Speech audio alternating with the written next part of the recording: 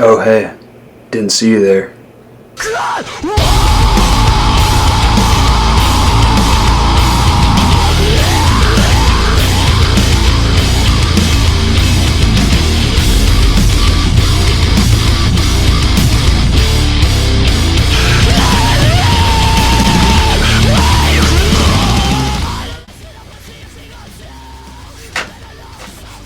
There you go.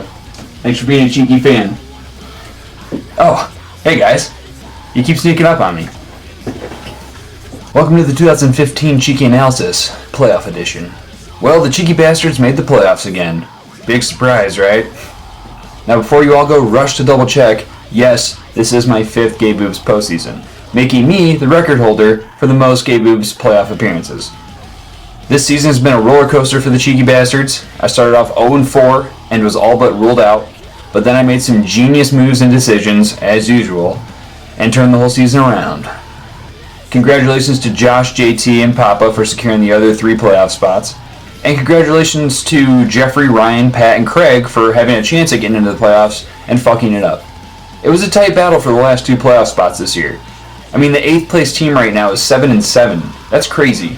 First we had Craig. Craig's the dumbass that took the hobbled, poor outlook Des Bryant off my hands in exchange for a top 10 receiver, maybe you've heard of him, Allen fucking Robinson. And then a week later, he takes an injured Devontae Adams off my hands.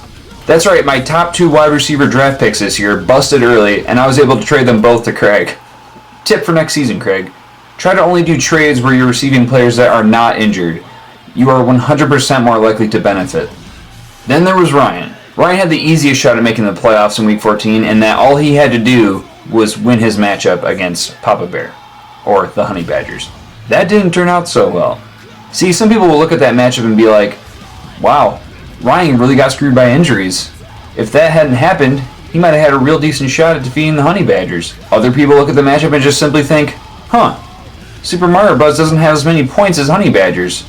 And you know what? That's exactly how Yahoo looked at it. Ryan's pretty bitter about not making the playoffs, understandably, so now he's offering bets that his team can outscore anyone else's, because that's all he really has left to do. But don't worry, you guys know how Ryan and his bet proposals go. Ryan likes to put on that front like he's not scared of any type of bet and that he's just got nothing to lose. So he'll throw a bunch of proposals at you, hoping that you'll say no so he can look tough and then say that you were a pussy for not taking the bet. But as soon as you say, oh, hey Ryan, yeah sure, that sounds good, I'll take that bet, then the real Ryan comes out, and he's back to his regular old cheap self. Aw, that's a nice piggy bank, Ryan. Pat had arguably the biggest surge toward the end of the season, but ultimately it was not enough. I like to attribute his failure, as does he, to his Week 8 loss to me, by 1 point. And actually, I hate to be this guy, but it was actually only 0.9 points that he lost by. Here's a fun fact about that matchup. I started Blair Walsh as my kicker that week. Who cares, right? Well, here's the interesting part. I had been playing Brandon McManus all year as my kicker, but when his bye week came Week 7, I picked up Blair Walsh and put him in. Walsh did so good for me that I debated leaving him in there Week 8 instead of putting McManus back in, which I ended up doing. As you can see, Walsh got me 13 points in Week 8, and all the way down there at the bottom, you can see McManus only had 11 points. Had I decided to put McManus back in my lineup, Pat would have defeated me. God damn, I'm a genius. Don't ever let anyone tell you that kickers don't matter, because they do. They fucking do. Sorry, Pat. Anyways, back to the teams that made the playoffs. I'm anxious for my matchup with Josh. My players' matchups aren't too good, but we'll see what happens. What's interesting is my 2 stud receivers, Julio and Allen Robinson, faced off against Josh Norman and Vontae Davis in Week 14, and they combined for 23 points. This week, Josh's 2 stud receivers, Odell and DeAndre Hopkins, face off against the same 2 cornerbacks. Let's see if they can do any better. We both have a player in the Monday night game, so hopefully this ends up being an entertaining matchup.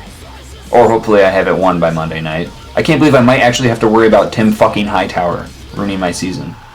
If you do beat me, Josh, you'll be the first one to ever do so in the semifinals. Yes, ladies, I am 4-0 in the Gay Boobs semifinals. I don't know if it's like a big deal or... It's probably not. JT and Papa will be facing off for the 3rd time this year. JT has yet to defeat the Honey Badgers, so this should be an interesting matchup as well. I'll be rooting for you, Pops. However, it is possible that me and JT meet up in the championship. And how incredibly ironic would that be if AFR got the chance to fuck over JT in the championship? Please. Well, that'll do it for the playoff edition. Good luck to all the teams in the postseason. May the best man win. And you know what? Good luck to all you little scamps down there in the consolation bracket, too. Have fun in there. This has been the Cheeky Bastard. I will see you all after the championship. Fuckers.